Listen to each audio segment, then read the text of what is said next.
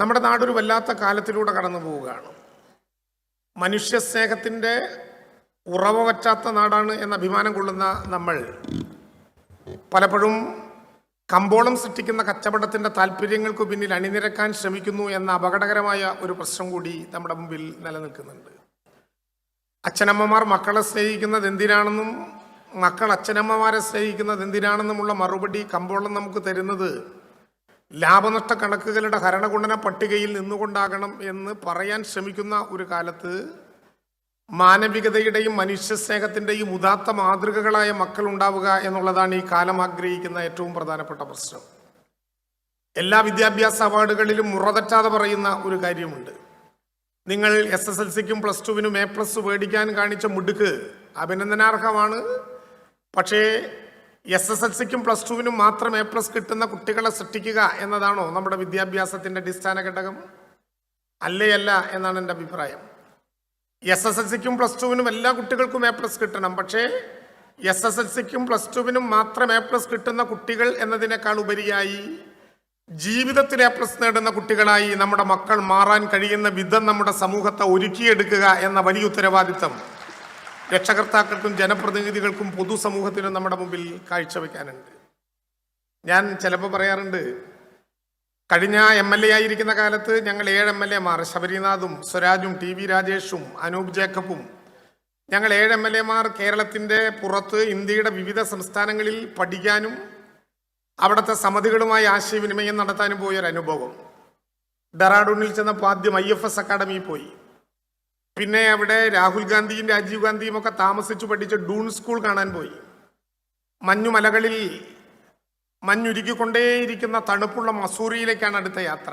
IASകാരെ ചട്ടം പഠിപ്പിക്കുന്ന അക്കാഡമിയാണ്, കളക്ടർമാരെ പഠിപ്പിക്കുന്ന അക്കാഡമിയാണ്.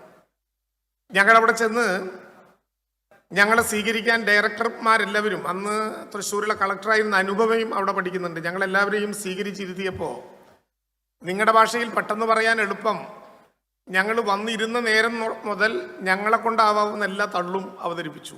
വെളുക്കുമ്പോൾ കുളിക്കുകയും വെളുത്ത മുണ്ടെടുക്കുകയും ചെയ്യുന്ന മലയാളി, സംസ്കാര സമ്പന്നനായ മലയാളി, ബീഹാറിയും ബംഗാളിയും ആന്ധ്രക്കാരനും തമിഴനും തെലുങ്കനും കർണാടകക്കാരനും ഒക്കെ നമ്മുടെ നാട്ടിൽ പണിക്ക് വരുമ്പോൾ പഠിച്ചു മിടുക്കനായ സാക്ഷരതാ സമ്പന്നമായ നാട്, ദൈവത്തിൻ്റെ സ്വന്തം നാട്. ഞങ്ങളുടെ തള്ളിനൊന്നും അവർ മറുപടി പറയാതിരുന്നത് ഞങ്ങൾ MLAമാരായതുകൊണ്ടാണെന്ന് ഞങ്ങൾക്ക് മനസ്സിലായില്ല. ഞങ്ങൾ വിചാരിച്ചു ഈ തള്ളൊക്കെ കേട്ടിട്ട് അവരങ്ങ് കണ്ണ് തള്ളിയിരിക്കുന്നതിനേക്കാൾ സന്തോഷം വായിക്കാനും കാണാനും കേൾക്കാനും നൂറുകണക്കിന്, പതിനായിരക്കണക്കിന്, ലക്ഷക്കണക്കിന് പുസ്തകം, ഏതെങ്കിലും ലോകത്തെ ലൈബ്രറിയിൽ നിന്നൊരു പുസ്തകം കിട്ടാൻ IT-യുടെ വിവരസാങ്കേതിക വിദ്യയുടെ പുതിയ സാധ്യതകൾക്കനുസരിച്ചൊന്ന് വിരൽ ഞൊടിച്ചാൽ നമുക്കത് സാധ്യമാകും. അത് കഴിഞ്ഞിട്ടൊരു ദർബാർ ഹാളിൽ ഞങ്ങളെ കൊണ്ടുപോയി. ഒരു ചായ സൽക്കാരം കഴിഞ്ഞ് പിരിയാം. ദർബാർ ഹാളിൻ്റെ ചുമരിൽ 6-7 മരഫലകങ്ങളിരിക്കുന്നു. സാധാരണ കളക്ടർമാരുടെ ഓഫീസിൽ പോയാൽ പഴയ കളക്ടർമാരുടെ പേരെഴുതി വെച്ചിട്ടുള്ള പോലെ, പഞ്ചായത്ത് പ്രസിഡന്റിൻ്റെ ഓഫീസിൽ പോയാൽ പഴയ പ്രസിഡന്റുമാരുടെ പേരെഴുതി വെച്ചിട്ടുള്ളത് പോലെ 6-7 മരഫലകങ്ങൾ.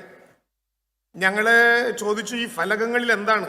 അത് 971 മുതൽ, ഞാൻ ജനിക്കുന്നതിന് മുമ്പേ ഉണ്ടായ സ്ഥാപനമാണത്. 971 മുതൽ മസൂറിയിൽ സ്ഥാപിച്ചിട്ടുള്ള ഈ അക്കാഡമിയിൽ പഠിച്ച ഓരോ ബാച്ചിലും 1ാം റാങ്ക് നേടിച്ചവരുടെ പേരാണ്. അവിടെ ഇരുന്ന് ചായ കുടിച്ചാൽ മതി. അപ്പോഴൊരു കുറുമ്പ് ഞങ്ങൾക്ക് തോന്നി, അതിൻ്റെ കൂട്ടത്തിൽ നിന്നൊരു സെൽഫി എടുത്താലോ. പണ്ട് സായിപ്പ് തടാകത്തിലിറങ്ങിയൊരു കഥ കേട്ടിട്ടുണ്ട്, ഏതാണ്ട് വായിച്ചു കഴിഞ്ഞപ്പോൾ അതുപോലെയായി. സായിപ്പ് ഒരു തടാകത്തിൻ്റെ ചുറ്റും സൈക്കിൾ ചവിട്ടി ഇങ്ങനെ പ്രാക്ടീസ് ചെയ്തുകൊണ്ടിരിക്കുകയാണ്. അപ്പോൾ തടാകത്തിൻ്റെ നടുവിൽ ഒരു ബോർഡ് വെച്ചിട്ടുണ്ട്. സായിപ്പിന് വായിക്കാൻ പറ്റുന്നില്ല. സായിപ്പ് കൈ വെച്ച് നോക്കി, വായിക്കാൻ പറ്റുന്നില്ല. കണ്ണിൻ്റെ ചുറ്റും 2 വട്ടം വെച്ച് നോക്കി, അപ്പോഴും വായിക്കാൻ പറ്റുന്നില്ല. ആ ബോർഡ് അവിടെ ഇരുന്നോട്ടെ എന്ന് വിചാരിച്ചാൽ മതി. സായിപ്പ് പാൻറ്റും ഷർട്ടും ഊരി അടിവസ്ത്രം മാത്രം ഇട്ട് ഇത് വായിച്ചിട്ടേ തീരൂ എന്ന് പ്രഖ്യാപിച്ചിട്ട് തടാകത്തിൽ ഇറങ്ങി അങ്ങ് നീന്തി തുടങ്ങി. വായിക്കാവുന്ന ദൂരത്തെത്തിയപ്പോൾ ഈ ബോർഡിൽ എഴുതി വെച്ചിരിക്കുകയാണ്, ഈ തടാകത്തിൽ മനുഷ്യനെ തിന്നുന്ന മുതലയുണ്ട്, ഇതിലേക്ക് ചാടരുത്. ഏതാണ്ട് അതുപോലെ ഞങ്ങളുടെ കാര്യം. ഞങ്ങളിത് വായിച്ചു തുടങ്ങിയപ്പോൾ 1ാമത്തെ പേര് മലയാളിയുടെ അല്ല, 2ാമത്തെ പേര് മലയാളിയുടെ അല്ല, 3ാമത്തെ പേര് മലയാളിയുടെ അല്ല, 4ാമത്തെ പേര് മലയാളിയുടെ അല്ല, 5ാമത്തെ പേര് മലയാളിയുടെ അല്ല, 6ാമത്തെ പേര് മലയാളിയുടെ അല്ല, ഭാഗ്യത്തിൽ 7ാമതൊരു പേര് രാജു നാരായണസ്വാമി. ആ പട്ടികയിൽ പിന്നെ വേറെ ഇല്ല. 2ാമത്തെ ബോർഡിൽ ആരുടെയും പേരില്ല. 3ാമത്തെ ബോർഡിൽ ഒരു മലയാളിയുടെയും പേരില്ല. 3ാമത്തെ ബോർഡ് വായിച്ചു കഴിഞ്ഞപ്പോൾ ഞാൻ രാജേഷിനോട് സൂത്രത്തിൽ പറഞ്ഞു, ചായ തണുക്കും, നമുക്കത് കുടിച്ചാലോ. അപ്പോൾ അവർ പറഞ്ഞു, വേണ്ട, നിങ്ങളിത് വായിച്ചിട്ട് പോയാൽ മതി. നാലാമത്തെ ബോർഡ് വായിച്ചപ്പോൾ അവസാനമായി തൃശ്ശൂരിൻ്റെ ജില്ലാ കളക്ടറായ ഹരിത വി കുമാറിൻ്റെ പേര്, പിന്നെ ഒരു പേര്. അഞ്ചാമത്തെ ബോർഡിൽ ആരുടെ പേരും ഇല്ല. ഞങ്ങൾ നടത്തിയ തള്ളൊക്കെ വെറുതെയായി. 50 ഒന്നാം റാങ്കുകാരിൽ 2 മലയാളികൾ. IAS നിങ്ങൾ എല്ലാവരും റാങ്ക് മേടിക്കണമെന്ന അഭിപ്രായമേ എനിക്കുള്ളയാളല്ല. കാരണം അങ്ങനെ വന്നാൽ നമ്മുടെ നാട്ടിൽ കൃഷിക്കാരുണ്ടാകില്ല, അങ്ങനെ വന്നാൽ സത്യേട്ടനെ പോലെ സംവിധായകരുണ്ടാകില്ല, അങ്ങനെ വന്നാൽ ജയേട്ടനെ പോലെ അവതാരകരുണ്ടാകില്ല, അങ്ങനെ വന്നാൽ മിഥുനെ പോലെ പുതിയ തലമുറയിൽ ആളുകളുണ്ടാകില്ല, അങ്ങനെ വന്നാൽ പോൾ തോമസിനെ പോലെ ശ്രദ്ധേയരായിട്ടുള്ള സംരംഭകരുണ്ടാകില്ല. അപ്പം എല്ലാ വിധത്തിലും പെട്ടവരാകണം നമുക്കിടയിൽ ഉണ്ടാകേണ്ടത്.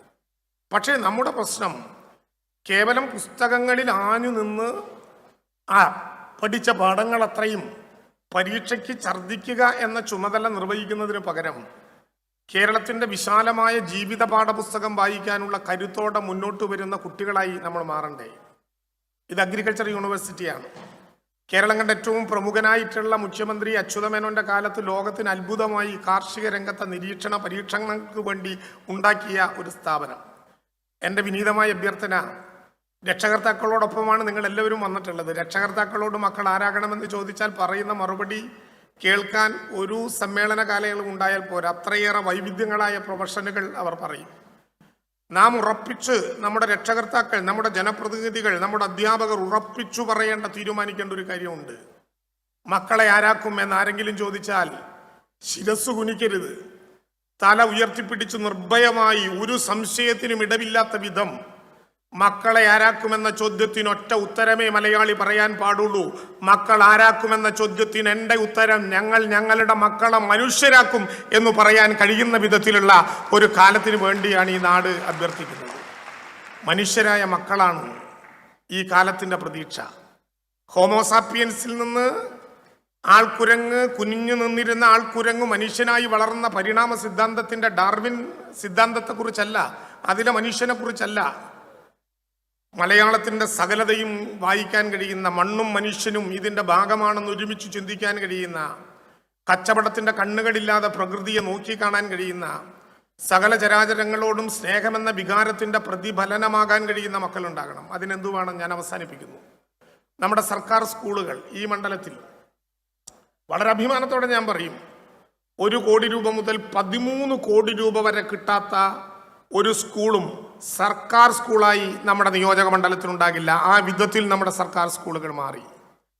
കുട്ടികളുടെ കായിക പരിശീലനം, കട്ടിലപ്പൂവത്തെ സ്കൂളിൽ പുതിയ സ്റ്റേഡിയം ഉണ്ടാകുന്നു, മൂർക്കനിക്കരയിലെ സ്കൂളിൽ പുതിയ സ്റ്റേഡിയം ഉണ്ടാകുന്നു, പുത്തൂരിലെ സ്കൂളിൽ പുതിയ സ്റ്റേഡിയം ഉണ്ടാകുന്നു, പാണഞ്ചേരിയിലെ സ്കൂളിൽ പുതിയ സ്റ്റേഡിയം ഉണ്ടാകുന്നു, ഒല്ലൂർ സോണലിൽ വൈലോപ്പള്ളിയുടെ പേരിലുള്ള സ്കൂളിൽ പുതിയ സ്റ്റേഡിയം ഉണ്ടാകുന്നു. നമ്മുടെ കുട്ടികൾ കേവലം പഠിത്തം മാത്രമല്ല, കലയിൽ, കായിക പ്രവർത്തനങ്ങളിൽ, സർഗാത്മകതയിലൊക്കെ മുന്നോട്ട് വരാൻ വേണ്ടി കഴിയേണ്ടതുണ്ട്. കഴിഞ്ഞ തവണ നമ്മളിവിടെ പ്രഖ്യാപിച്ചു 2025-26 അധ്യയന വർഷത്തോടെ വിപുലമായ ലൈബ്രറികളില്ലാത്ത ഒരു സ്കൂളും നമ്മുടെ മണ്ഡലത്തിൽ ഉണ്ടാകാൻ പാടില്ല. പുതിയതായി വന്നവരോട് ഞാൻ അഭ്യർത്ഥിക്കട്ടെ, നിങ്ങൾ നിങ്ങളുടെ സ്കൂൾ കാലം കഴിഞ്ഞു പോകുമ്പോൾ സൂക്ഷിക്കാൻ എന്തെങ്കിലും അവിടെ വെച്ചു പോകേണ്ടതുണ്ട്. നമ്മൾ പൂർവ്വ വിദ്യാർത്ഥികളായി വരുമ്പോൾ ഇനി ലൈല ടീച്ചർ അടിച്ച ക്ലാസ് മുറിയും, എറിഞ്ഞ ചോക്കും, മുട്ടുതട്ടി വീണ സ്ഥലവും, പരസ്പരം തല്ലുകൂടിയ ഭൂമിയും, ടീച്ചർ കാണാതെ, പുതിയ കാലത്തിലാണ് ഇതൊക്കെ, പഴയ കാലത്താണ്, പുതിയ കാലത്താണെങ്കിൽ ടീച്ചർ കാണാതെ വാട്സപ്പ് അയച്ച സ്ഥലവും ഒക്കെയാണ് ആയിരിക്കും ഇനി പുതിയ കാലത്ത് നമ്മൾ ചർച്ച ചെയ്യാൻ വേണ്ടി പോകുന്നു. നമുക്ക് എന്തെങ്കിലും സൂക്ഷിച്ചു വെക്കണം.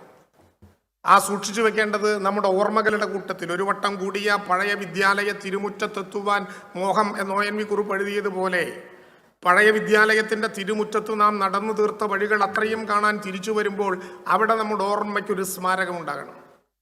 സുദേവനിരിക്കുന്നുണ്ട്. ഞാൻ പട്ടിക്കാട് സ്കൂളിൽ ആദ്യം MLA ആയി പോകുമ്പോൾ അന്നത്തെ അവിടെ HM-ൻ്റെ നേതൃത്വത്തിൽ ഞങ്ങൾ 3 പേരും കൂടി ഒരു ഇലഞ്ഞി നട്ടു ആ സ്കൂളിൻ്റെ മുറ്റത്ത്. ജയരാജവേട്ട, ഞാൻ പറഞ്ഞിട്ടുണ്ട്, ആ ഇലഞ്ഞി വലുതായാൽ ഒരു ഇലഞ്ഞിത്തറ മേളം നമുക്ക് അവിടെ നടത്താൻ പറ്റുമെന്ന്. ഒരു ഇലഞ്ഞി നട്ടതുപോലെ ഒരു ഓർമ്മ. എല്ലാവർക്കും ഓരോ മരം നട്ടു പോകാനാകില്ല, അതും അത്ര എളുപ്പമല്ല.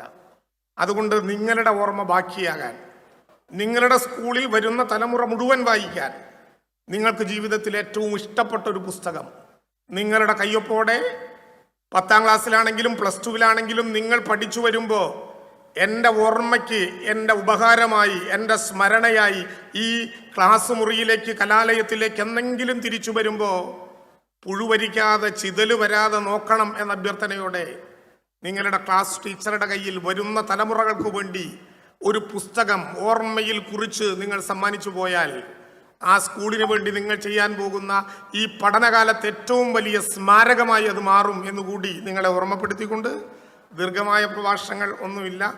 എങ്കിലും വളരെ പ്രമുഖരായിട്ടുള്ള നിരവധി പേർ ഇവിടെ എത്തിച്ചേർന്ന് ഓരോരുത്തരായി നിങ്ങളോട് സംസാരിക്കും.